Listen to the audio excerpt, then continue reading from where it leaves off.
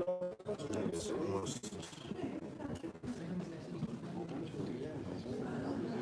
Kind of tell us about it more. It sounds like, Yeah, she always a mom. Yeah, I know. So that's what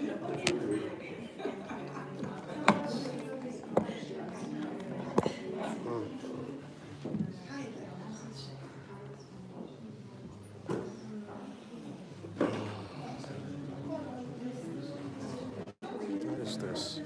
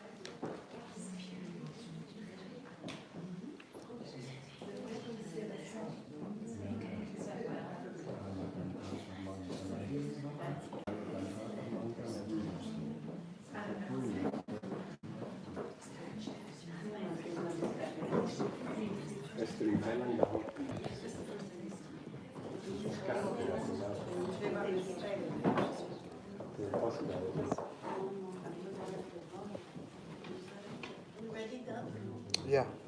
Did you turn on over there?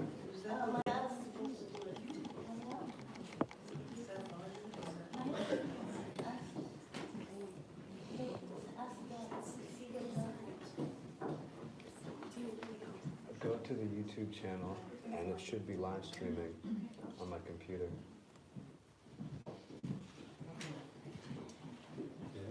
All right. So, all right. So we'll start anyway. With live streams or not. That's one of the things I had to tell you, so now you know already. So welcome to the 4th edition of the Poets Agora. I want to tell you something before I start, is that every time we do this event, Angela and myself, we're amazed at the vibrant poetic scene in Athens. We meet so many young poets, young and old, established and non-established, males and female, trans, everything. There are so many. It's such a vibrant poetic scene. We never know who to take, let's say, who to present to you, because we can only bring 3 to you at a time. As you see, we have limited space. So tonight we have Adrianne Kalfopoulou, we have Lenia Safiropoulou, and we have Christos Siorikis. And so, but before I give you the floor, I'm going to tell you a few things about the Agora. So this year we are also starting a residency. So this is our big new project, and so it will be on from May 10th to May 24th. And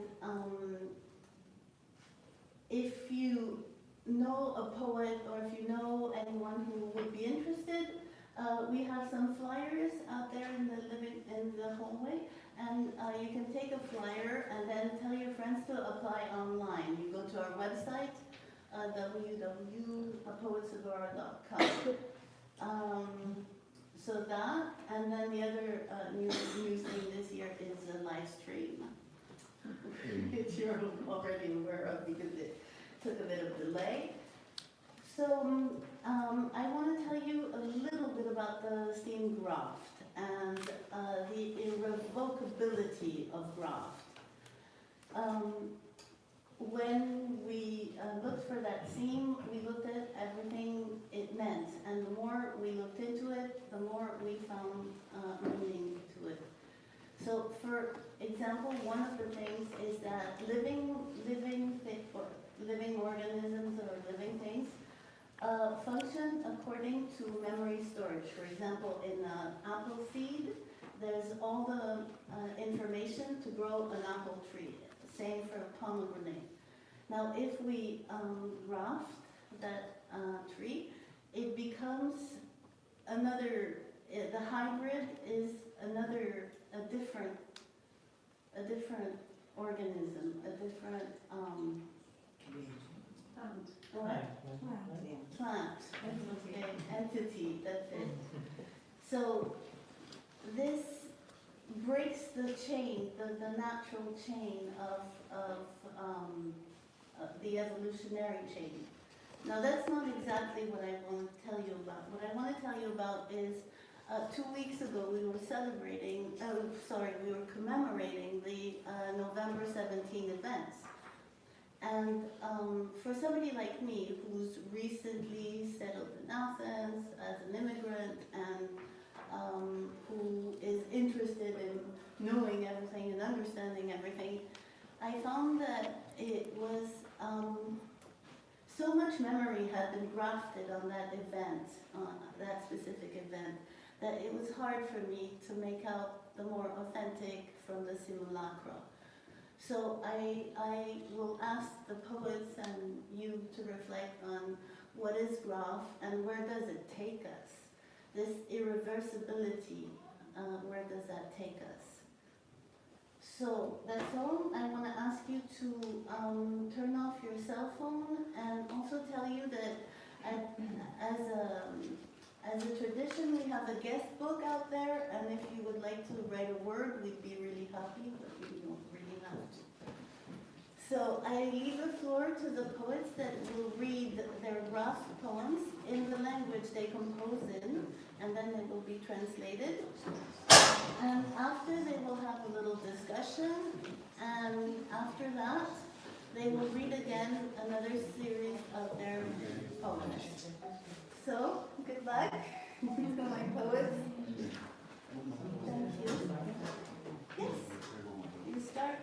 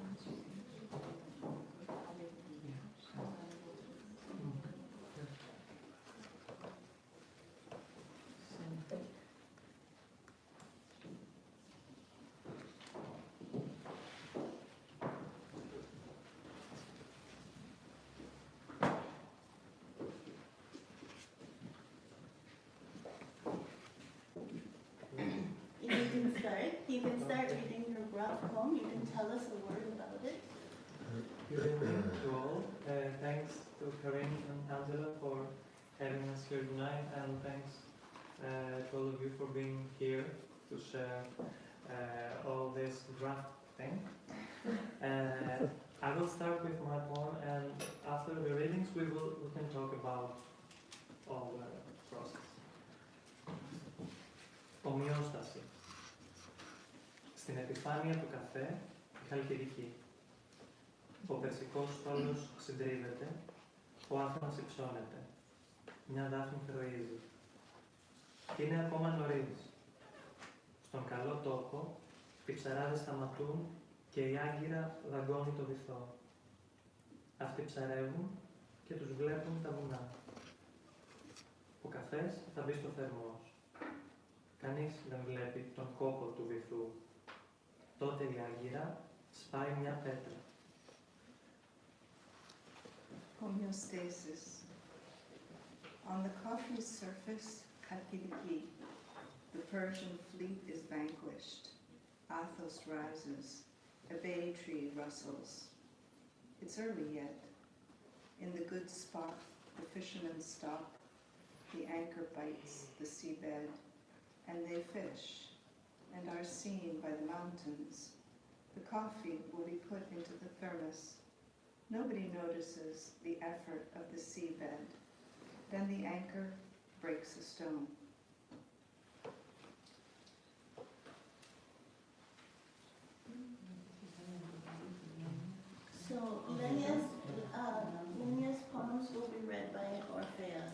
Okay. So Lenia composes in Greek, so the Greek will be read first, like Christos, and then it will be read in English.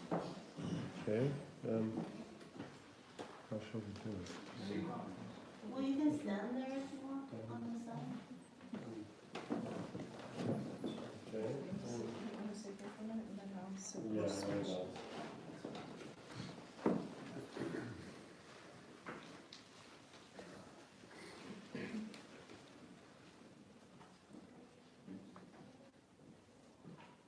The GRAFT. Μην κάνετε είπε γάμους και αραβώνες, γιορτές και γεννητούρια πια. Ήρθαν οι έσχατοι χρόνοι. Πληθείτε και ζωστείτε και προσμένετε την μια και μεγάλη γιορτή. Μετά έφυγε κάπου προς τα πάνω. Τότε όλοι παράτησαν μέσα στα παλαιά τείχη της πόλης ονόματα και διακριτικά. Έγινε ένας ψηλός σωρός από χρυσές κανάτες, περικνημίδες, κύπτρα και ζυγούς. Βγήκανε στο λιβάδι, σαν κοπάδι. Τα άστρα γύρισαν πάνω από το κεφάλι τους κάμποσους γύρους. Αυτοί τα είδαν, οι ουρανοί είπαν, περιελήφθηκαν σαν ρούχο κι άλλαξαν. Είμαστε νέο τάγμα. Ο άνεμος σκόρπισε κάθε σοφία. Ευθύγραμμα πορεύτηκαν κινώντας το διάβα τους όρη. Τα διέταζαν και τα ρίχναν στη θάλασσα. Άνω και κάτω είπαν γελώντας, έχουν από καιρό καταργηθεί. Ύστερα κάποιοι είδαν και πάλι την ισχύ σε όνειρο. Ήτανε κάτι κάθετο, μπηγμένο στο λιβάδι. Με ένα βραχείο να έδειχνε ψηλά και με τον άλλο χαμηλά. Λες και είχε σημασία. Από το νέο τάγμα των αρνιών βγήκαν και πάλι παλιές φύτρες. Σιωπηρά κινήθηκαν στα άνω λιβάδια της υπεροχής, έκλωσαν το μαλλί και το έπαν αργυρόλευκο. Το γάλα τους ονόμασαν χιόνι από τις απάτητες κορφές.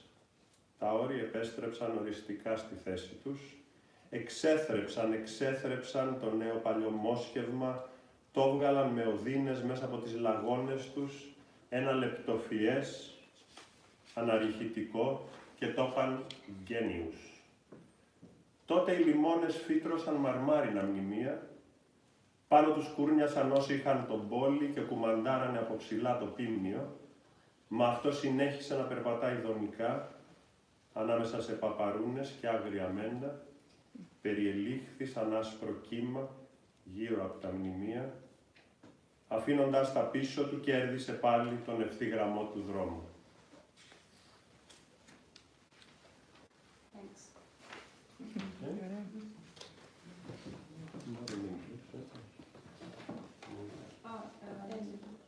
Should we read in English? Yes, yes. Oh, yes? Okay.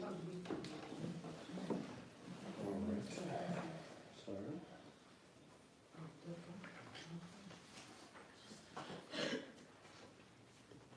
Graft. Do not, he said, make nuptials and betrothals, feasts and birthings anymore. The end of time is nigh. Go wash and girdle up and wait for the one great feast. Then he was gone, upwards somewhere. Then they all abandoned, inside the old city walls, names and insignia. A tall heap was made out of golden goblets and greaves, scepters and scales. Out they came unto the fields like a herd of cattle.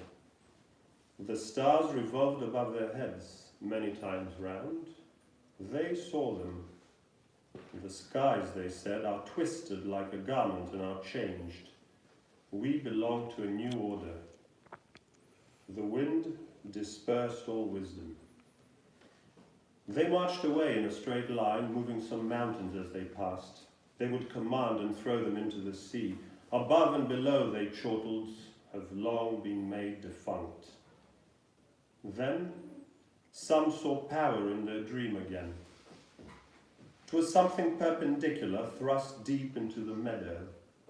With one arm it pointed up high and with the other down below, as if it mattered. Out of the new order of the lambs sprang the old budding family roots again.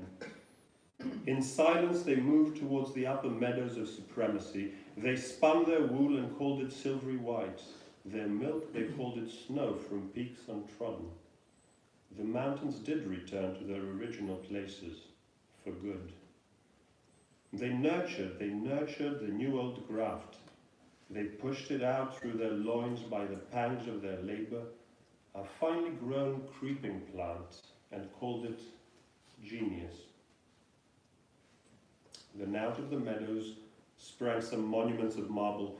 Upon them came to nestle those that did possess the seedling graft, and they would handle the flock from up high.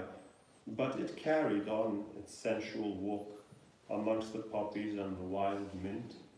It twisted like a white wave round the monuments, leaving them behind. It gained its linear course again. Thank you for translating this. Yes. I also want to add that Lenia's poems are untitled, and I'm the one with Okay. GRAFT on top. I'm sorry. Yeah. So they're untitled. So this is my GRAFT poem. Sentence. Order a beginning, unbidden, sometimes bundled, a gift of bark, compost, compose your particular possibility. Citizen without passport, unless bartered. The tongue, a grammar bridge, sheltered despite the storm-torn body of it. Call it love, call it graft, this transplant of the unlikely, care given, a meal you used to count on. This is space in the midst of rot, burgeoning the lineage. Each seedling, where the line breaks, new tissue.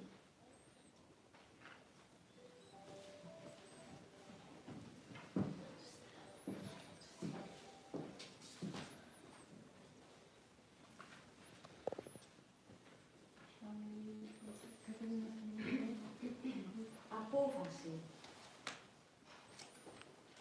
Όρισε μια αρχή. Αυτόκλητη. Ίσως τυλιγμένη. Το κομμάτι ενός φλοιού σαν δώρο. Λείπασμα. Σύνθεσε το μοναδικό σου ενδεχόμενο. Πολίτης χωρίς διαβατήριο, πλην της διαπραγμάτευσης. Η γλώσσα, μια γραμματική γέφυρα. Καταφύγιο, παρά το καρποτσακισμένο σώμα της. Πες το αγάπη. Πες τον πόλεμο. Αυτό το μόσχευμα του απίθανου. Φροντίδα που δίνεται. Ένα γεύμα στο οποίο βασιζόσουν. Αυτό είναι χώρος. Κατά μεσής της σύψης. Βλασταίνει η κληρονομιά. Κάθε φιντάνι, εκεί που σπάει ο στίχος, καινούργιο δέρμα.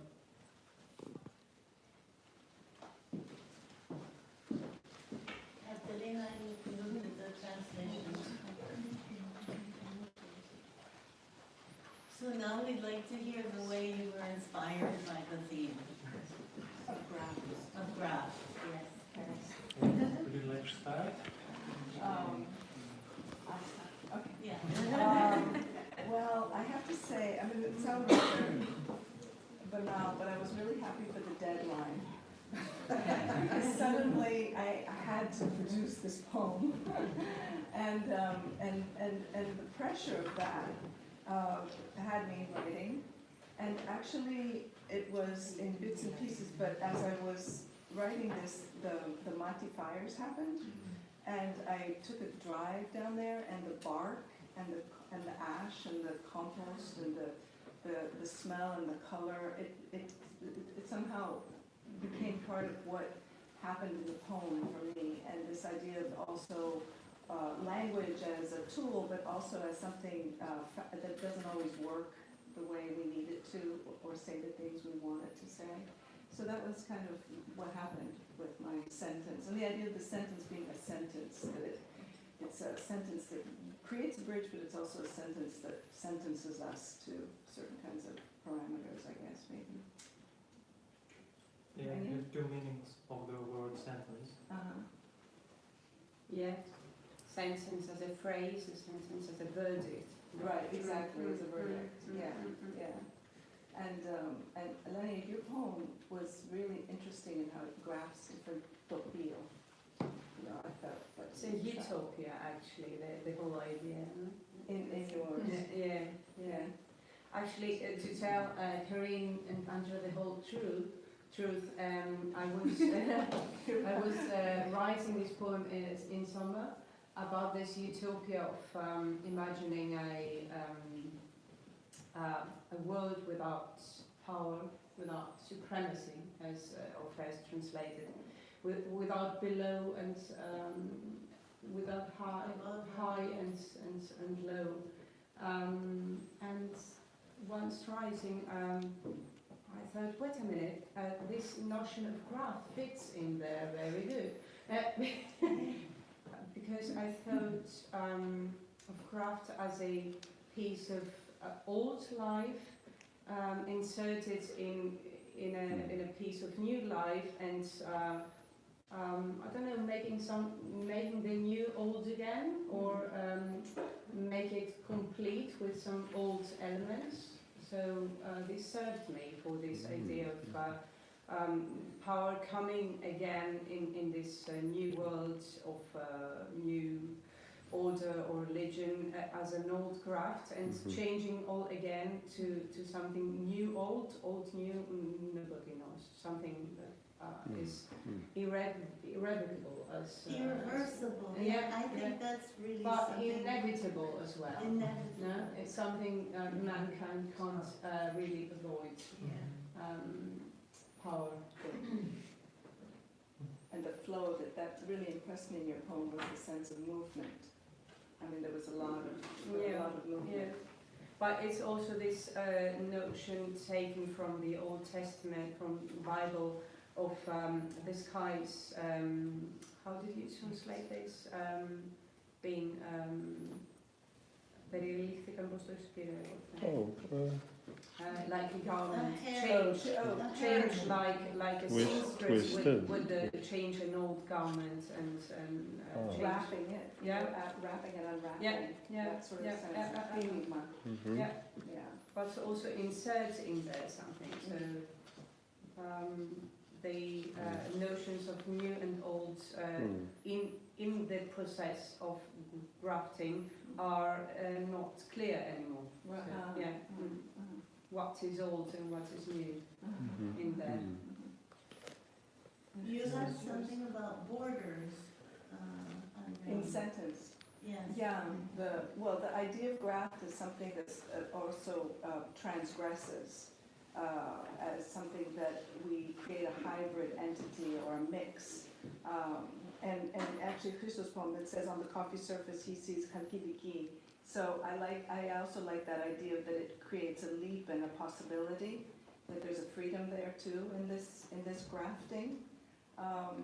And also, I guess I was thinking about the limits of language and what borders us, and working sometimes with refugee communities. Also with Alicia, we go down and the language.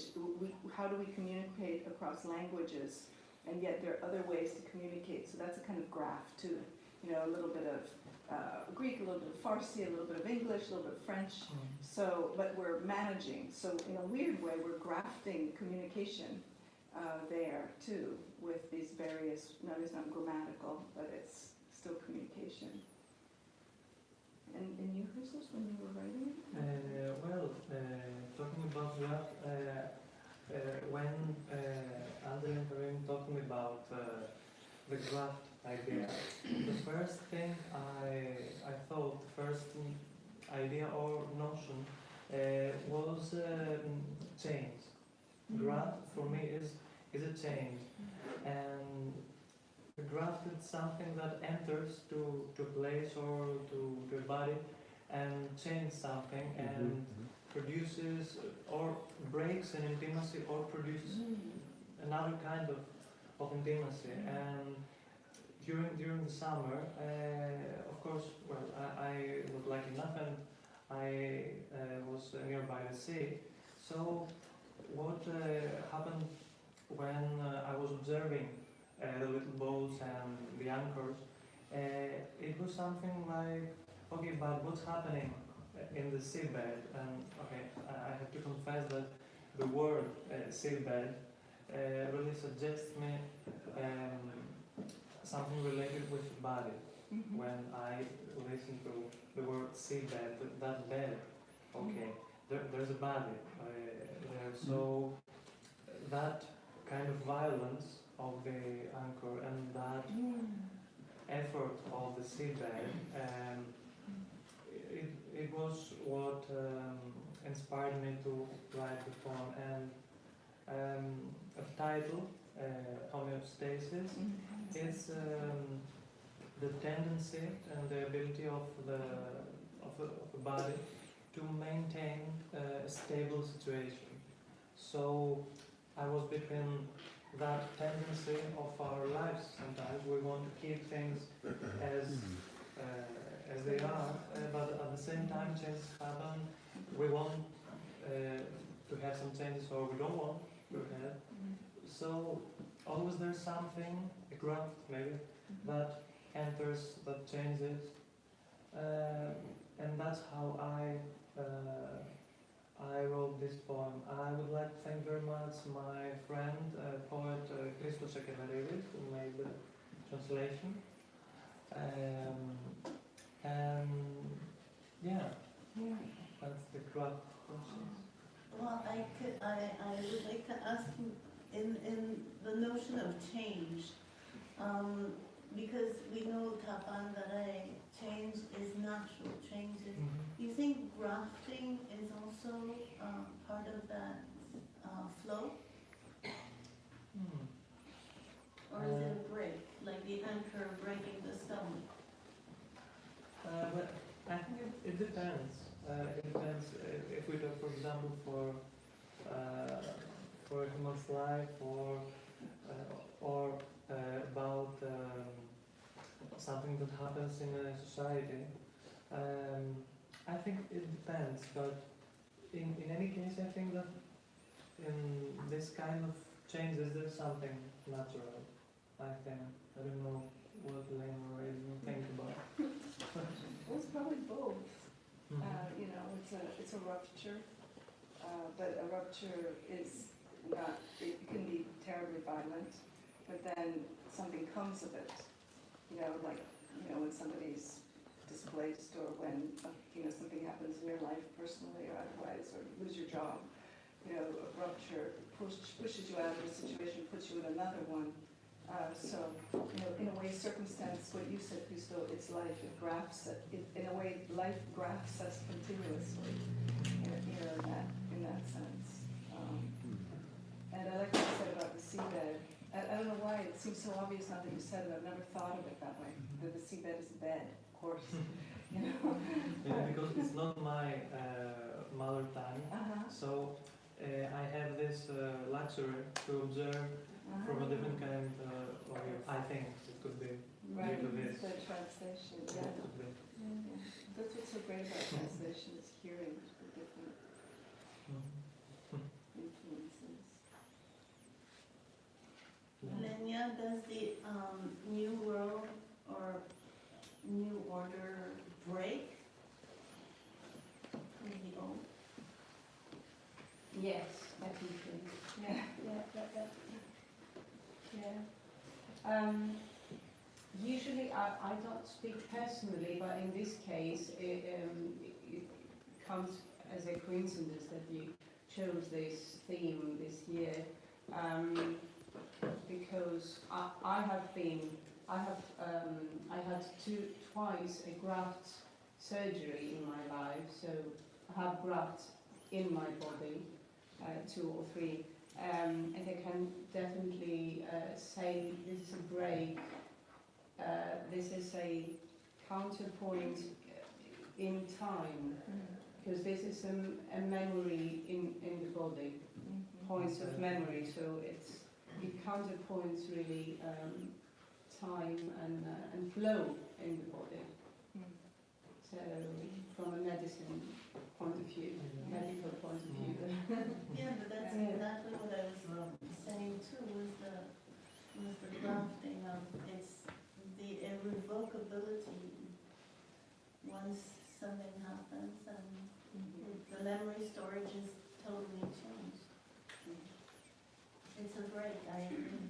I see it. And we're, unfortunately, we're not planned, so if you have a crack in a human body, you can feel it and you can remember it. So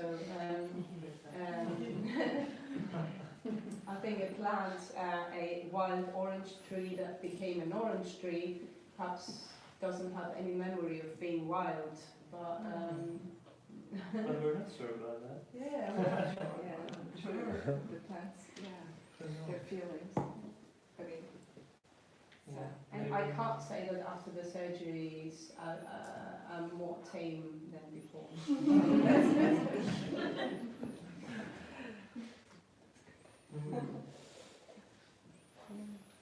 All right, so if you're willing, we can go to your other poems, and then we'll open the floor to every one of you if you have questions. Christos, you want to start?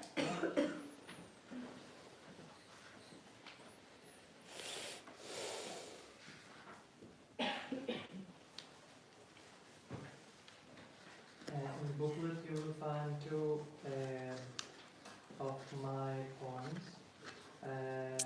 I would like to thank Adrianne for the translation to English. I will start with the first one, called Back. Of course there's a reference on Dickinson. Πριν επιστρέψω, να δείξω τις κουμαριές, εκεί που πυκνώνουν, στο σύνορο. Να θυμάμαι τα χρώματα και πώς πιάνουν τα χέρια δυο λέξεις, ενώ κόβεις τα κούμαρα και νερό δεν ζητάς. Ο αέρας δροσίζει και ακόμη δεν έχει κρυώσει τη γη. And the second poem, titled German Salvation, came up from a dream of a moment between waking up and dreaming. Γερμανική σωτηρία. Με βρήκε στο ποτάμι που ξέπλαινα το πόδι μου από το δάγκωμα του λύκου. Δεν μου βγήκε φωνή, όμως με είδε. Κι εγώ τον είδα, μα δεν ήξερα πώς είναι η βοήθεια και η πηγή. Και φώναξα «Χαλό, χαλό». Και επειδή δεν έβλεπε το πόδι μου από εκεί που ήταν, έκλαψα και φώναξα «Ροτ, ροτ».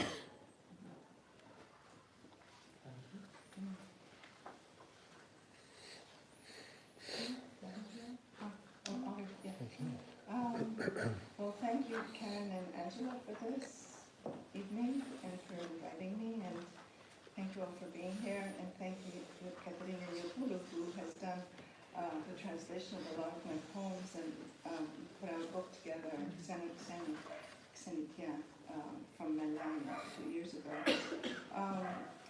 I'll read first an older poem, and actually we were having a discussion among the three of us before about how we feel about older poems.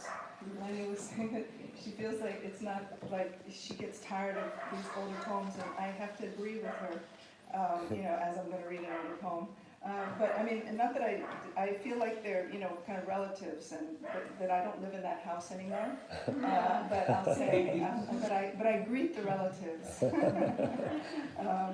And my daughter chose to translate this into Greek, so that's also fall grapes. We didn't know the acrid scent of trodden grapes, stewing in their ferment. We mistook the flushed skins for sweet juices, bit the thick-fleshed fruit, learned these clusters were meant for the barrels, ready to be mashed, pulp and stems, seeds, stray leaves, churned to sift the liquid out of bitterness. what we did in love without admitting the skin we licked along each other's necks was mustos, the taste that what our bodies could not change, what others turned into wine. Was that relative?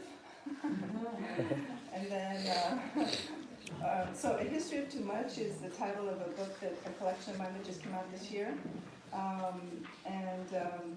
There's a lot of grafting, I would say, in this poem, and one of them are the various histories, and Athens itself, which I think of as a city that's been much grafted, obviously, by so many histories.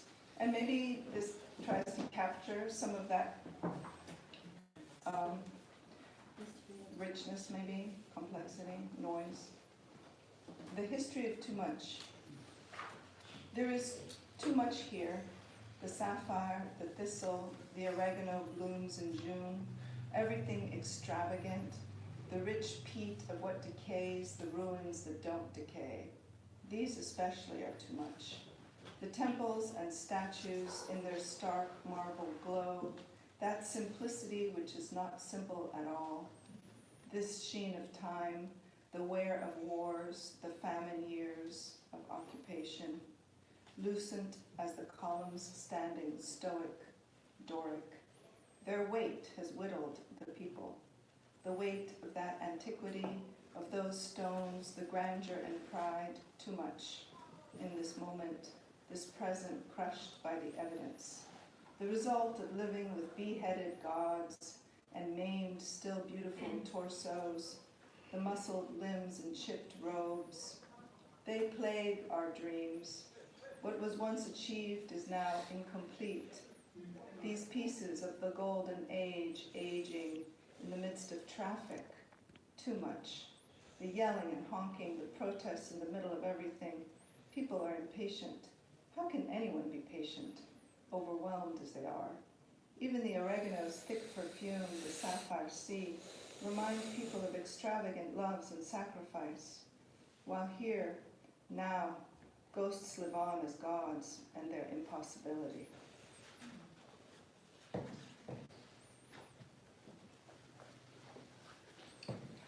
So before you talk with Orpheus, I want to say that this is the book, A History of Too Much, and the poem is The History of Too Much. Right. Yeah. And we're the ones who selected, and we had a hard time, but then we're really happy with our choice. Thank you. Thank you. So, I'm supposed to read from the poems from the booklet. Or, yeah? Yeah, just the read. Yeah. Okay. Αυτά άλλα δύο. Στο πρόξενο.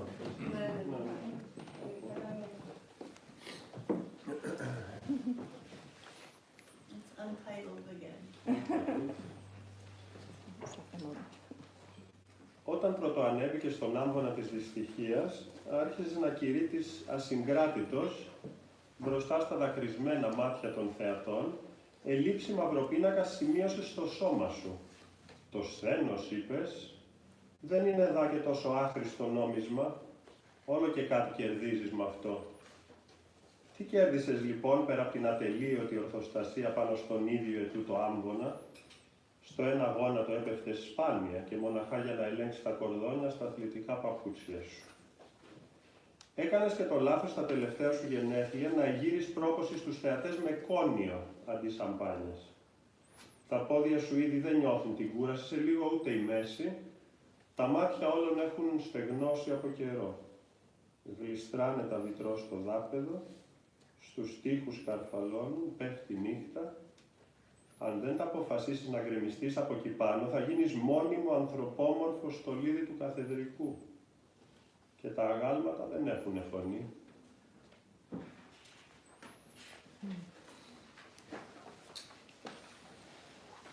And the third poem, untitled.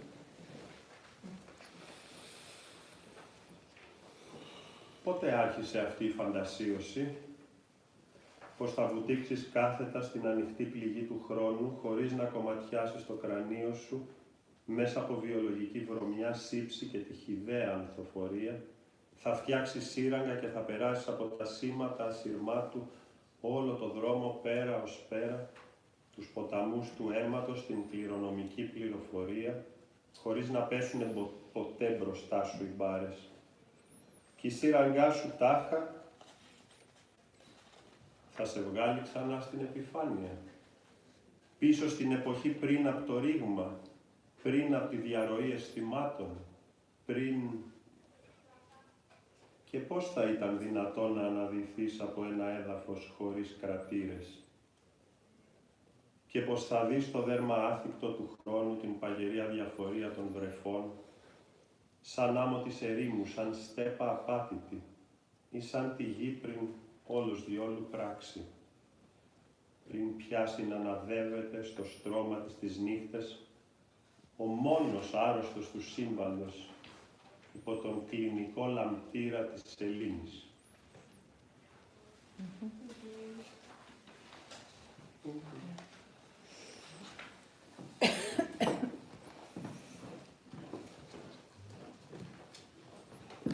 So now, the floor is with the audience.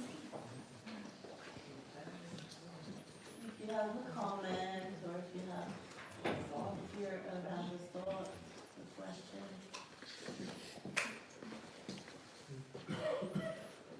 I think we already have a comment or a question. Go ahead. Well, thank you for your beautiful poems. I'd like to ask each one of you to what extent you think grafting is involved in poetry writing in general. To what extent, therefore, you feel you are in some way grafting yourselves on a body of tradition or language or different traditions, and to what extent you feel you are taking grafts from different traditions or even from different arts and different languages and grafting them onto your proper writing. I would say I do nothing else but that all the time.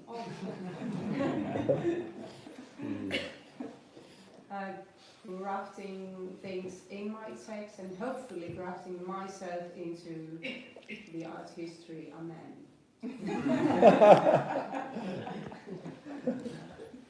Go ahead.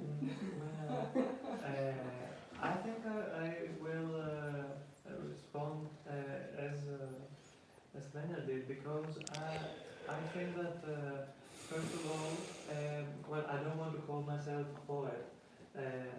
I say that I'm writing. Okay, if I manage to write a poem, okay, maybe this is a poem, and I'm really glad if I manage it, but I say that I write. I use the verb, not the noun. So I think that first of all we are readers, and I feel that grafting procedure and that feeling of communication or connection with other poets, with poems of different languages. Each of us has, of course, favorite poets, favorite poems, and I feel that all the time we're working on something, we're working on the language, and yeah, all the time we're grafting. And I don't know, I would like to repeat that. First of all, I feel a reader, and all the time I want to hear the words. It can be when I read the poem or when I'm trying to write it. So. Yeah, I really like what you say about being a reader. I feel like I'm a listener.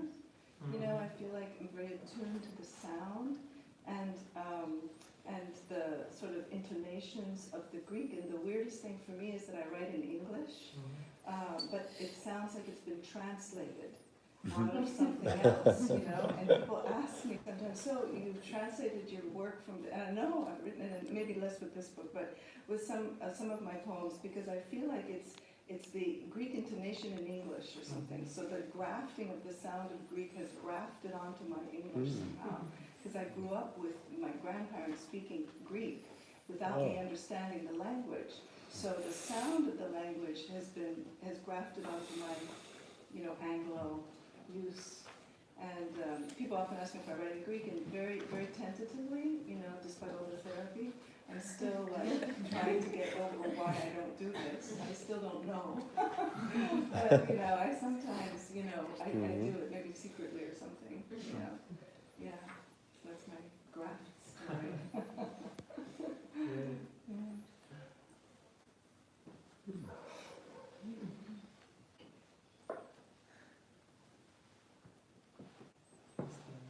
Anyone else? Yes? Graft, isn't it also related, like not etymologically, I don't know how it's related etymologically, but it also means something like fraud. Yeah, absolutely. Fraud, I was waiting for yeah, someone to say because that. you know, Thank you. fraudulent doings, you know, some sort of mischievous stuff, sort of, Stealing right out. yeah, corruption. And so, is there any cheating involved in your art making? Always. Well, that's my The better question. you are at cheating, the better you are at your art. But you're a poet stealer. If you want to elaborate on that. Yeah, well, graft, yeah. I mean, it goes back to what we were saying about our graft poems at the beginning, I think. Do we consider this a corruption, a rupture, or do we consider this something that births something? And I'm saying it's new, and then I love what Lenia said about memory, that, you know, the wound is a memory also, or the rupture stays in the body.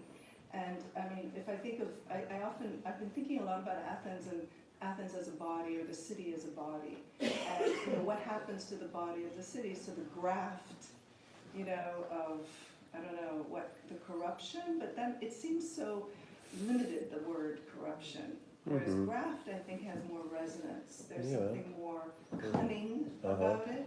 Corruption is very political, maybe. very, very, what's the, I was going to say something. Negative. It's totally negative. It's very judgmental, I think. And graft, I think, has more ousia. You know, there's something more generative about the word. I don't know. What do you all think? I was thinking all these days, because we were preparing this, in this last time I'm translating a large poem by William Shakespeare, The Rape of Lucrece, which is full of grafts. It's so like a puzzle of different influences from Roman literature, from himself. You find things you find in the dramas or in his sonnets. It's full of, it's a puzzle really. And he doesn't hide it at all, which is amazing. And I thought in this time art is much less individual, let's say, or individualist. And it accepts that is a inner flow, like Karin says, is in a flow of history and of art history, and nobody hits his how to say, his where he founds resources, and resources. After that, in history, we passed the time through Romanticism, when artists pretended that it's all their own projects, their own child, through genius, and it's a kind of descent from above, from heaven, or from muses, or from inspiration. And that, I think now we are... Did they really believe that? Sorry to interrupt. Were they like cheating? I mean, did they really believe that? Because, I mean, Byron... I don't think this is a narrative of Romanticism. The parthenogenesis of Byron is a big stealer. He knew it. And then, now, I have the feeling we are in a time when we again accept and don't hide our sources. We're very intertextual and that's very honest, and that's quite like in Renaissance or in antiquity. We don't hide, and that's the truth. I mean, art is a puzzle, really. Or a layering of various influences and crafts. Yeah, I mean, it's interesting that you raised this, because I had this question. For example, Jory Graham has a book that came out, now which one was it anyway, and she's got all these quotes from Walter Benjamin in the book at the end. And you know, if you haven't read Benjamin, you probably think it's Jory Graham's ideas or Jory Graham's language, you know? So I'm wondering, is this, and she never mentions Benjamin. It's not attributed. It's No, just, no, really, no. So that's a graph. But this is exactly No, that's like plagiarism. it's exactly like this in Shakespeare when you are busy with him professionally. All this romantic idea about him being a genius and the best head in all ages. I don't know. When you read the footnotes, you see this is Livy. This is. This is Ovid. This is a proverb of the time. This is an idea of someone else. It's all a puzzle, really. Well, I'd like to hear. Do you mind if I ask you what you think about this? Because I mean, as a classicist and working with languages like antiquity and stuff, but Well, I think that, you know, like in Shakespeare's time, there isn't such a concern about authorship. Yeah. I mean, there's not a copyright. right, okay, yeah. So people are freely stealing all the time, publishing So under it's assumed anonymously or under other names, and It's so healthy, really. yeah. So I don't. So There isn't even an idea of copyright. And so alive. Plagiarism actually comes from Marshall. Marshall is the first person to sort of use this word, and you know the idea is it's piracy. And it's kidnapping. So you're kidnapping, often it's actually usually kidnapping a slave, but you're kidnapping someone's words. It's kind of interesting. So that's right, as a property. So you're saying that Shakespeare probably doesn't consider it property, that it's all out there for all of us to share. I think it's all more alive than later. It's all this grafting. It's yeah, I take this piece of life and insert to another piece of life. And then it becomes something else. Yeah, And then it becomes Shakespeare. Because this is based on Ovid, but it's Renaissance. It's not Latin anymore. It's very much like Ovid, but it's not Ovid.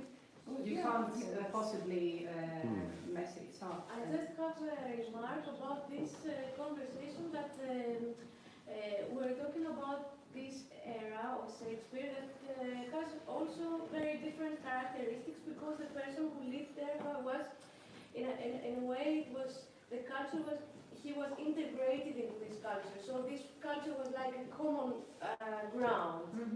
The Roman and the folk tradition and all this, it was like a common ground. It's grafted.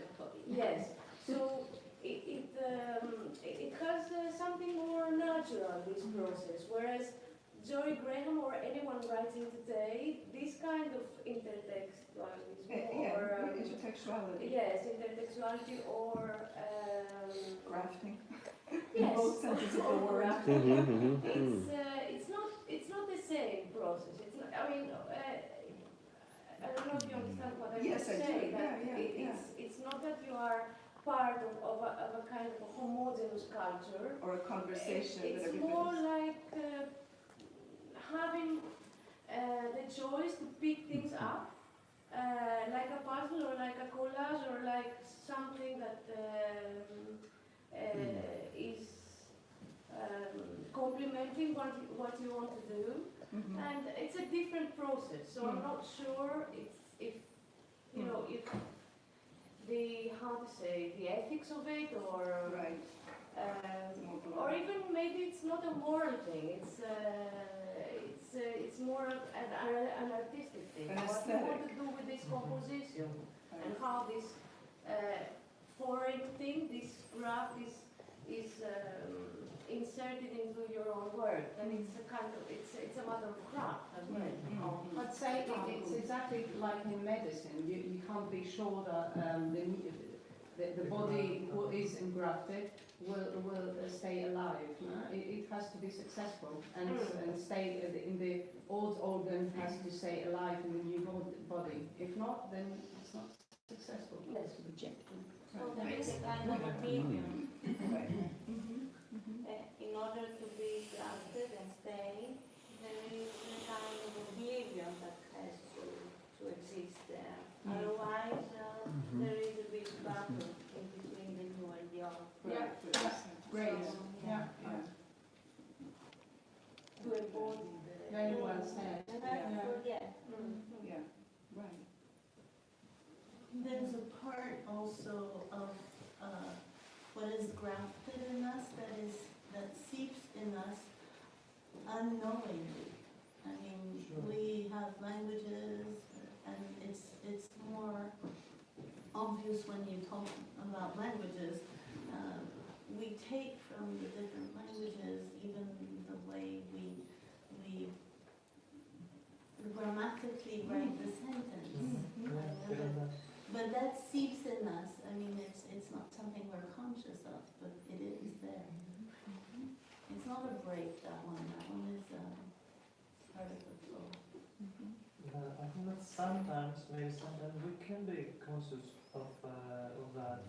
I'm talking about the different languages, because, for example, what we said about what Adrian said about the Greek influence, maybe in the writing in English, and I think that the three of us had this experience, Adrian between English and Greek, Lenia between Greek and German, I between Greek and Spanish.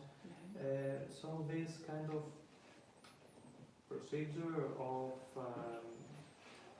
a moment, you don't know exactly sometimes, but sometimes you can be conscious of maybe an influence or a moment that a rhythm or a word enters, and you say, okay, this is not exactly what I have learned, it's not exactly your mother tongue, it's something new, but still it's part of your language. Yeah, Your artistic statement. yeah. You're right. I sometimes graft in a Greek poem a Germanism or an Anglicism. It sounds in Greek very artistic. Yeah, sometimes. Whilst in German is a simple expression. Yeah, the current phrase or common phrase. It's not always possible, but yeah. Yeah, but sometimes if it can be part of a composition, yeah, it can be part of the poem of the, yeah. In some ways, I think you all have kind of addressed this, but I'm thinking about grafting and why it's done, agriculturally. And it's often because there's a sort of native rootstock or something that's really, really strong, but that doesn't produce such wonderful fruits or flowers. And sort of the importance of roots to grafting, the importance of this sort of rootstock. That's interesting. That's really interesting. So that the graft to be successful has to have, you're suggesting, the analogy with agriculture has to have some sort of root to be grafted upon, let's say. I mean, I don't know if that's tradition or mother tongue or how that works. And the writing. Yeah, it's interesting as well. Yeah, it's interesting. I And mean, I don't know. it's irrevocable. Once you take a root, and the example I have is the irrevocability of the grafting is something that really I question. You can't go back. I mean, when that root will grow and have seeds, the seeds will be of a different Of that branch. Right, But of the that roots are branch, still right. I don't know if it's the root will change to make it different. The root doesn't, botanically speaking, the root never changes. You graft on the body, and sometimes those grafts won't take, Right. and the plant will go wild again. You will tame it and it will stay wild. And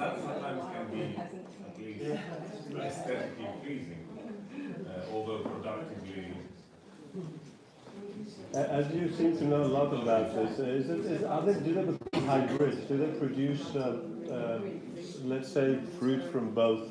Like, kind of. Yeah. You can get a plant that produces Both. or just one. And that So you depends. or the other. Like apple trees, you can't just take a seed and plant it. It's usually engrafting the tree, then you get another tree. I wouldn't know about apple trees. And I then- know about olive trees, but I'll take your word for apple Okay. trees. Also wines. And wines. Yeah, it's very common. I thought before when Orpheus said etymologically something about graft, I thought he was going to say grafto. Because I thought the first thing I heard when I thought of when I heard this word was written Yeah, destined. or engraved. In Greek, graft. It's not from that, no, but coincidence. No. Yeah, the graft becomes something. I also like your idea of intrusion. You mentioned when we were having the discussion prior to it, the intrusion. Grafting is an intrusion somewhere. Mhm. Sometimes it's an intrusion for the better, but it's still an intrusion. Then you can confirm that. In my poem is certainly an intrusion, power again, in the flock. But, I think sometimes uninvited intrusions, because, being close to human flows and people moving, those intrusions, somebody considers it intrusion, but it could be a graft upon the culture in a way that will change the culture in ways that we can't foresee, but Very often in history. And Katerina brought this up in another reading, that maybe the Greek language is going to change because, we're going to have the Farsi and we're going to have new ways of, we're going to be hearing the language in other ways. This is, for some who are, I don't know what this word means anymore, but the purists, that's another construction. So, they consider this a threat, but, against what? If you go back to what Lenia says about Shakespeare, there's always this mixing. So we have this possibility of a mix that can't be changed because this is a fact of what's happening to our geographies. But anyway. And it's the freedom you were also saying. Yeah, I consider Somewhere it breaches right. our horizon and it opens to freedom. Freedom to go to German, To do things, to create pomegranates and apples, or pears and figs. I don't know. That doesn't sound very good. But it makes sense anyway. Yeah. Yes. In the hearing you, Juan and Nassim, speaking about grafting, there is, I think, another interesting state or phase in this procedure when something is grafted, then it brings it into a state of unbalance. It makes it, it brings it out of the balance that it was, or of the state that it was, and there is this. There is a period of time when you don't know what is going to happen. So you don't know this transformation that is going to going to be something good or is it going to be something bad? Because grafting is violent, so it might lead to death. It might lead to a transformation that is like monstrous.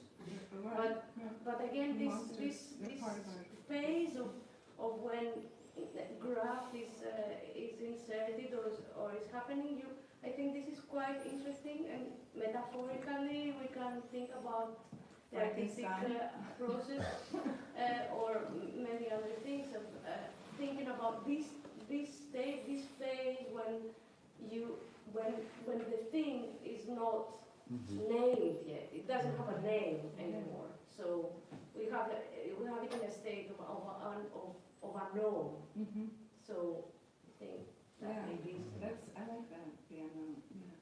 Well, Something like Shelley's. a balance. or loss of its identity that has not found its new identity or its new name.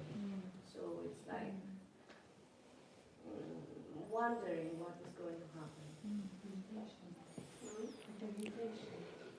It's not mutation, really. Δεν είμαι σίγουρη ότι mutation σημαίνει φημοσύνη. Μετάλλαξη. Μετάλλαξη. Yes. Yes, Yes, of course. Of course. Metamorphosis.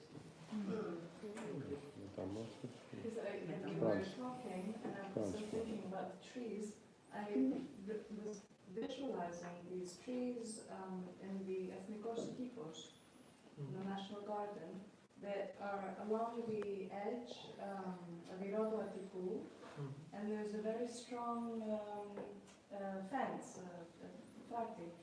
And they're so close to the fence that they've grown around them, and they're actually sitting on the fence. Yeah. And I mean, they have like bottoms. I mean, it's extraordinary, and it's very violent because it's ripping up the whole wall. The whole wall is buckling, and it's some crazy shit going on. But it's very beautiful, and in some cases they've actually cut down the trees, but they've left the bottoms. So there's like there are parts where it's just the part of the tree that's grown, that's grafted itself onto the fence. You should look at it when you walk by there. It's There really are amazing. some trees like this in the fence of the archaeological museum too, and nearby the areas too, and you feel that kind of violence because you see the fence and the trunk, and really inside the fence. Oh, But the it's fence still- is inside. And it's still alive, still alive. Yeah, Wow. that's It really. is metallic. Yeah. Είναι τα χάγινα και εκεί ένα κομμένο από Exactly.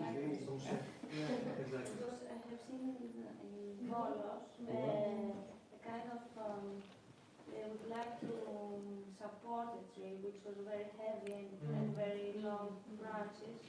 So they put a kind of metallic frame, and then the branches were around it. Yeah. So if you have seen that here and there, something happened with the trees and the metal. Trees and fences. Prosthetic, something prosthetic. They use it. If it's in the way, They incorporate it. exactly, and Yeah. use it to their benefit. Yeah. Trees are alive and metal is inert. Trees are alive and metal is inert. Yes, but you could say that metal and the wood and these organic things would not stay together. They would harm the one the other. That's Yes. Thanks, baby.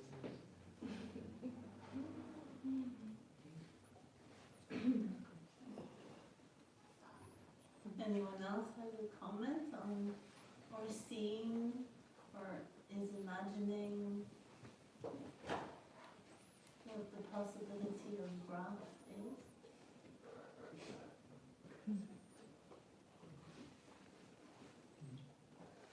If we return to the poets, we chose that relative of Adrianne from her old collection because we felt that, it's an art where grafting is essential. It's at the core. Grapes and winemaking and the musto and everything. Yeah, We found that there was a lot. I see. Yeah, no, yeah. That's like a positive. That wasn't so much the rupture as much as the generative wine. Yeah, I mean, I was thinking of the more agricultural ideas, but I was also thinking of language and grammar, in a similar way. And again, as I said, the Greek, my English, my Greek syntax in English. So I have these English poems, but the Greek syntax is Greek sometimes.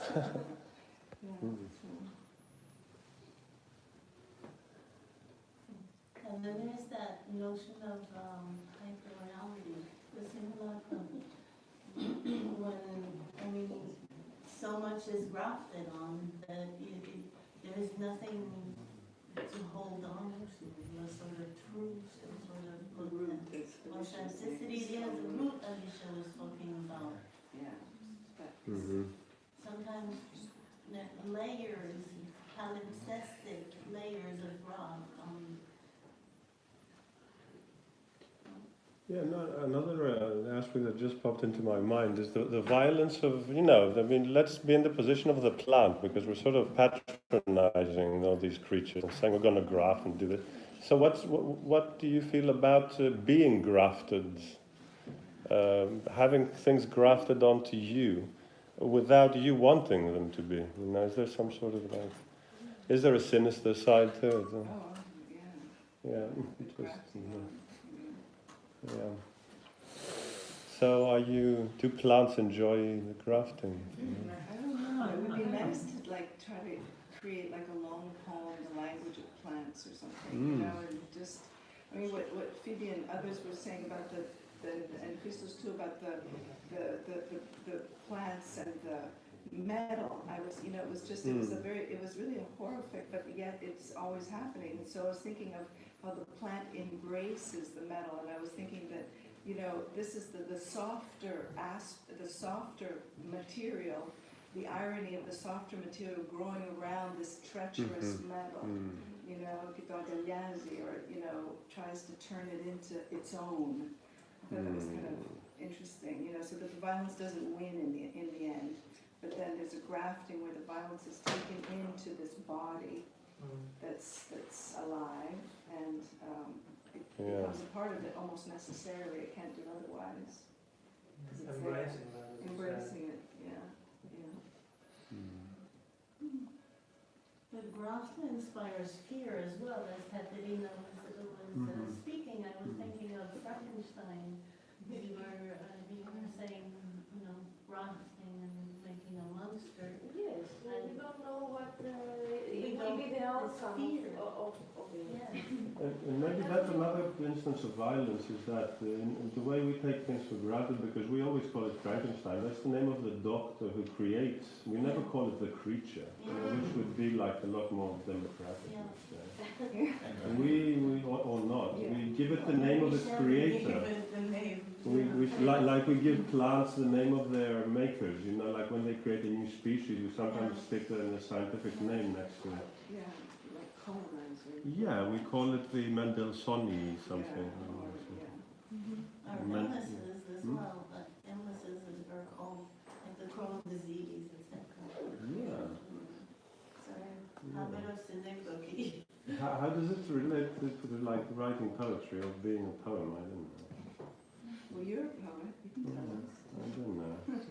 No, sometimes what you were saying about relatives, of those being relatives of yours, and they exist independently of you, and maybe they have their own opinions, and you think you can do things to them and take them bring them into a new, like booklet or collection, and maybe they have a mind of their own. Like we say, our plants are like they've overgrown plants. They're not going to be tamed by grafting.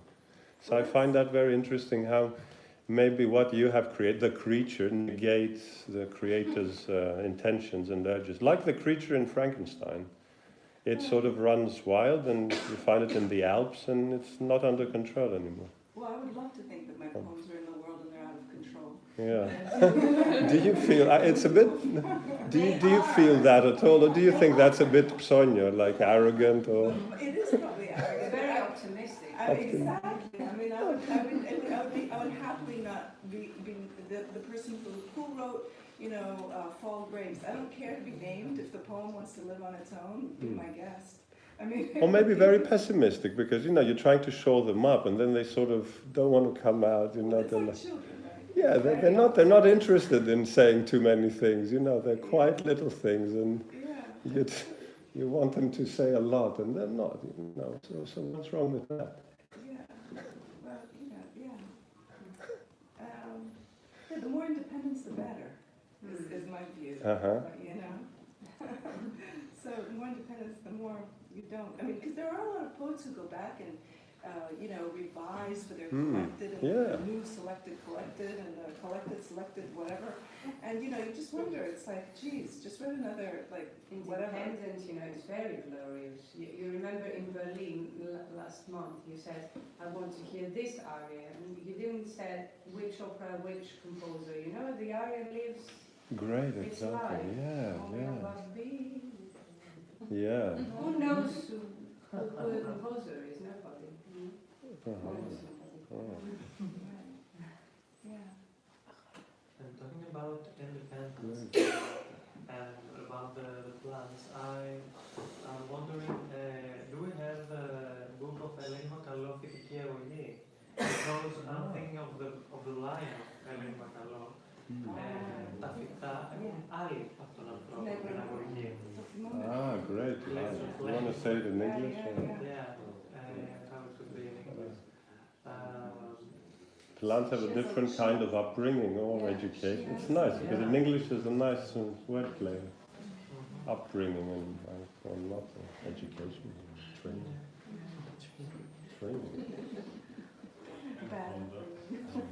Bad upbringing. Bad upbringing. Bad upbringing. Bad upbringing of Bad upbringing. bad seed also. There's all these plant are they metaphors? Or metonymies? I don't know.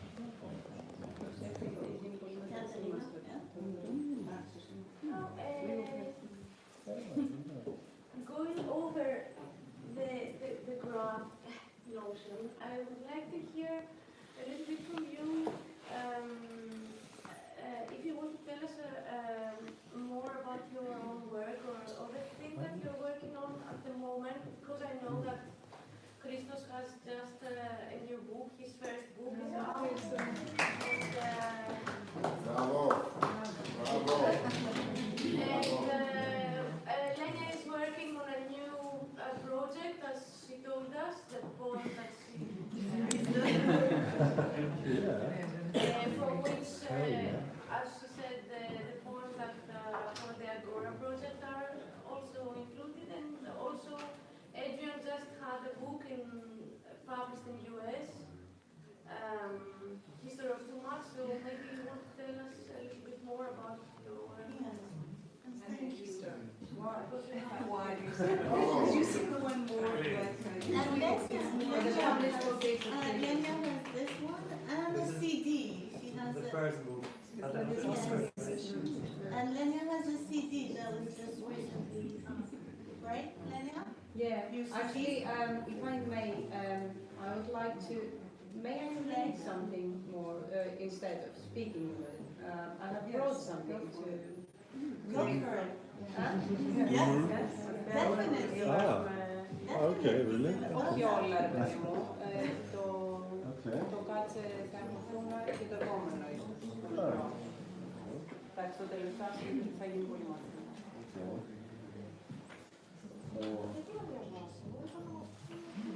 Όχι, θέλω να μου πεις... Okay. I'd like to just hear a bit more about this project. Yes, but that can make them, give them the time Then to you can reflect. make your own That's opinion it. about it. Instead of me No, describing it. I'd like to hear it before just... Okay.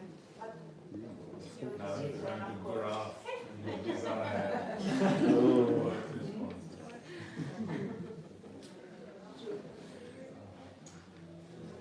Shall we? Yeah.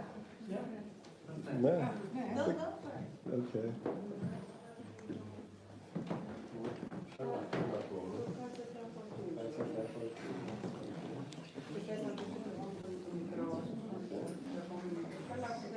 So these are from Lenia's new project, poetry project, yeah? Yeah. You want to say something? Yeah, it's something I wrote 1 week ago, and I wanted to try it here in order to see if it can stay in front of an audience. It's a trial for me. So, no title, yeah? Yeah. Κάτσε θεά φορτούνα να ξαποστάσεις την πηγή, βγάλε και την περούκα κι άσε τις γλυκερές ητιές να στάξουν μέλι πάνω στη φαλάκρα σου, Άσε και τα γυμνά σου στήθη να λυκνιστούν με ποιητική ασχήμια και τα ελάφια στην αντίπερη όχθη να τα κοιτούνε με απορία ειλικρινή. Κι άσε έναν έφηβο βοσκό με λασπερά τσαρούχια που κορίτσι δεν άγγιξε γιατί φοβάται. Τι φοβάται? Τον ίδιο του τον βάναυσο εαυτό. Άσε τον, λέω, σε μια έλαμψη τυχαία, από πικρία για το τυχαίο γίνεο, να σπρώξει το κορμί στο βαρύ, να πέσεις με το πρόσωπο και να πνιγείς στη λίμνη. Να αναγκαστεί ο χάρο να σε ψαρέψει μέσα από τη στίγα, πνιγμένη, μουλιασμένη στο υδράργυρό της νάμα, να σε ψαρέψει με αηδία και να του σχίσει στα άγια δίχτυα, την ώρα που σφυρίζει ξένια στα τα πένθυμα εμβατήρια. Τι να σε κάνει τώρα? Επάνω σε τραβάει, σε παραχώνει μες στη βάρκα και πλώρει για την κάτω βασιλεία. Κι έτσι για χάρη μιας τυχαίας στιγμής ξεμένουν από τυχαιότητα η θνητοί. Τίποτα πια τυχαίο δεν είναι. Κάθε τρίχα που πέφτει έχει νόημα, νόημα βαθύ και σημασία, τιμή και αξία. Και απλώνεται στον κόσμο ένας ιστός από βαρύτιμες χρυσασιμοκλωστές κι όλοι στα νύχια περπατούν να μην τον εταράξουν και βάζουν και τα δάχτυλα στα χείλια και όλοι μιλούν ψιθυριστά και λίγο γιατί τυχαία καμιά λέξη δεν είναι, κανένα βλέμμα ούτε κλείσιμο ματιού, την τρίτη μέρα έχουν όλοι υπερκόπωση. Σκάβουν ένα πελώριο λάκκο, φέρνουν τον δυο βροντόφωνο Ρώσο τραγουδιστή της εκκλησιαστικής χοροδίας του βόρειου αρκτικού κύκλου και αυτός πέφτει στο χώμα με το πλατή του στήθος, βρυχάται αγκομαχά και κλιπαρεί τα τάρταρα. Βάλε, Βασίλισσα, το χέρι σου στην τσέπη, τράβα τυχαία ένα λαχνό, τράβα στην τύχη μιαν ημέρα από τις παλιές και δώσε τι μας πίσω. Όλη τη νύχτα με πυρσούς χρυσούς σκυμμένη μαγωνία πάνω από το χρυσό λαρύγγι του.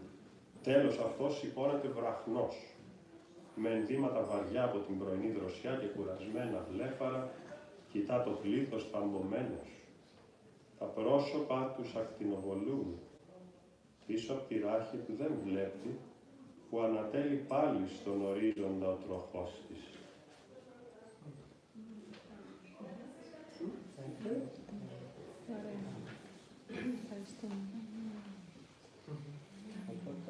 So, you have to say, I cannot understand this too much. Do you write in Greek first? Or? In Greek, yeah. How does that process work for you, Lenia? I'm not good in saying how I write because I don't know why, because I come from music, so I just do it. It's for me like how do I say?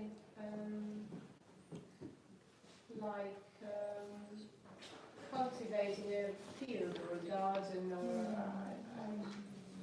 that's why it's difficult for me to say how I do this and not something else. That's why in Katerina's question.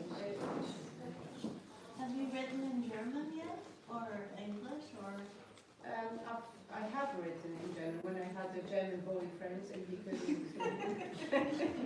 read English. It's a very good reason to really write it in German. I meant poetry, I meant inspiration, I meant because it is fascinating. I mean, the language, you are so, all of you here, the audience here, you have so many languages, you're so polylingual, that it's really, why couldn't you write in German a poem? It wouldn't come, or Christos in Spanish, it wouldn't come? Lenia, would you like to start?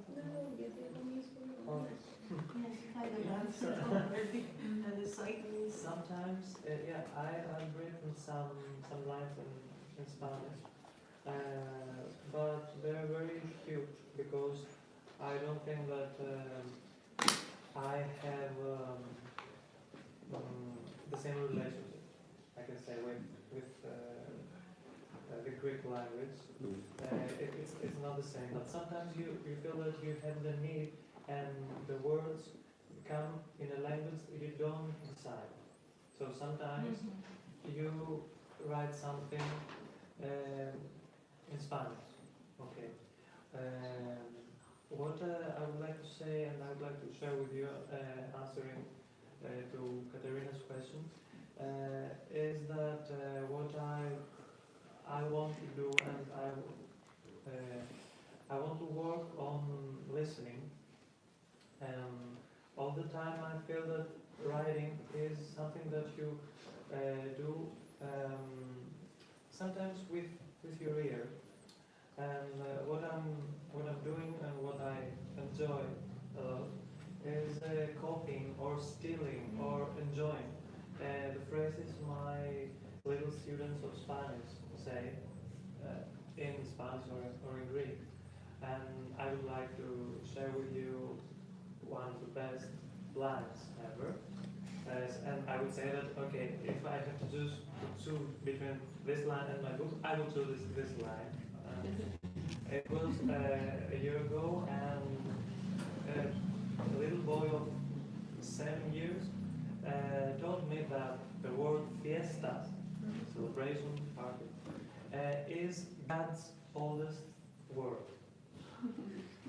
So what Just like that, that's very yeah, we had a small session about the words on Carnival, and it was something like, okay, now it's your turn to write a word, fiesta, and Kyrie, αυτή είναι η πιο παλιά λέξη του Θεού. Wow, Nothing more to say. yeah. So did you take the line? Are you going to keep I'm not sure if I am able to draft it, or maybe, who knows? So this is, well, that's so interesting, Christos, because now I'm thinking of like these grandmothers that I've met on islands. And, now that I'm, anyway, so they, it's really interesting because I remember and what was interesting to me was to say it into English. For example, so I was on an island and I said, how is it here in the winter? She said, and it was just so incredible, she said, it's like a cemetery with no cross. And you can't steal it. Or you can steal it. And then, I know, it's just like so intense. I mean, and I've never, it was so intense that I still haven't used it. So if any of you use it, I'll know where it came from. But you're calling dibs now, I think. In Greek, she said it in Greek, yeah? In Greek. Yeah, she said it. She said, είναι σαν νεκροταφείο χωρίς σταυρό. And so the spoken language, and then another amazing one was, I was talking about, I don't know, I was saying something, probably some relationship that didn't work again, and I was talking to the woman, and she goes, no ξέρεις τι πάδωσε, γιατί δεν έχει κλαδιά για να πιαστείς. So you've heard of that one too? Wow, no. No, so it was like, she goes, watch the sea, because there are no branches to catch on to hold on to. So that was like, so these are the phrases that stay with me, that I graft into English. And, those words, but they're so, I don't know why I can't use them in a way. I mean, they feed other lines. Does that make sense? Like, this is the line that seeds other lines, and I just, it's like the experience you can't articulate but feeds others. Yes, it is true that, like, often, I mean, not in these cases, these are just wonderful lines, but a cliche in one language is poetry in another language. I mean, I think you were saying that about German. And it's sort of interesting to me, I don't know whether you can think of translation as grafting or not, but it is, yeah. I was sort of quite intrigued with the Germaniki Soteria, that in some ways the English ends up with a pun that's not, when you end with rot, wound, and you then look at the footnote, but in English it's working in a double way. Okay. Yeah. Wow, yeah. Rotting, rotting. I was thinking rotting too when I first saw it. Yeah, I was thinking. Πες ότι το σκέφτηκες. Those associations that the Great. language. I mean, and what you're saying, Alicia, is like, because some words like obsessed or obsessive to me sounds just so old and tired. But when I hear the word in Greek, emoni, I feel it. You know, maybe it's because the language isn't native to me, but emoni means obsessed for me. But when I hear obsessed, it just feels like a bad word. You know? Interesting.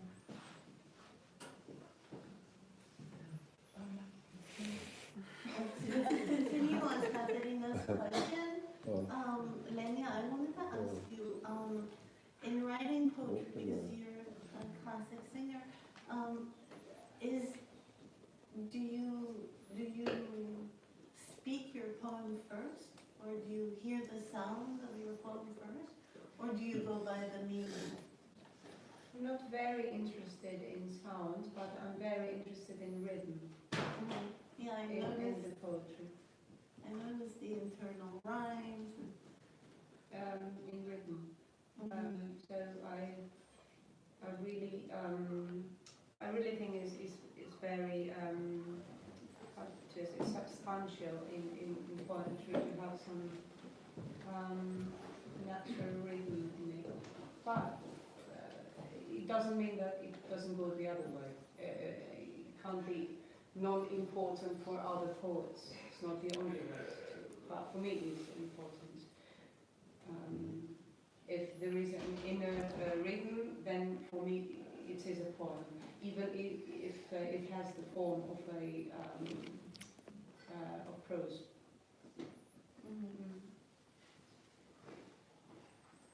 So the others? But that's my approach. The others, the rhythm, the sound aesthetic, like the rhythm, etc. I think I said it with the Greek, there's the rhythm that I respond to the spoken. But it's much easier to compose a rhythm in English, because we have very small words, so it's much easier. It's English is very charismatic language for poetry. It's easy to be rhythmical. Not knowing Greek so well, I find it very mellifluous, melodious. Of course it is. But I don't understand. It's verbose as well. Huh? It's a very verbose language. Yeah. I mean, it's How dare you? sorry. I mean, English can be verbose too, but when it's verbose, it becomes pretentious. Verbose in Greek is, I don't know. It flows. I hear it sometimes in the buzz. Well, the Spartans were not very verbose, like sort of traditionalism, laconism. Can't get it. Fewer words in Greek than in English. Say it or leave it. Yeah, well, you can't say it in 2 words in English, can you? No. In modern Greek, blah, blah, blah, blah, blah. The last question from the audience, and then we'll go and get sustained with different type of food.